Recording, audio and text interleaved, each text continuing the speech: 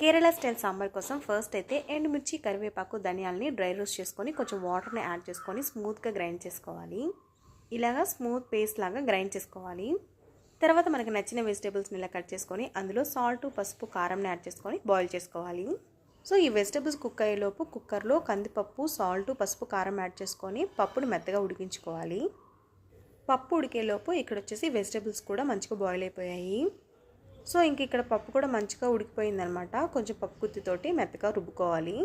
ఇలా పప్పుని మెత్తగా రుబ్బుకున్న తర్వాత మనం ముందుగా ఉడకపెట్టుకున్నటువంటి వెజిటేబుల్స్లో ఈ పప్పుని యాడ్ చేసుకోవాలి. ఇలా పప్పుని యాడ్ చేసుకున్న తర్వాత ఒకసారి మంచిగా మిక్స్ చేసుకొని మనం ముందుగా గ్రైండ్ చేసుకున్నటువంటి ఎండుమిర్చి, కరివేపాకు, ధనియాల పేస్ట్ ఏదైతే ఉందో సో దాన్ని యాడ్ చేసుకోవాలి.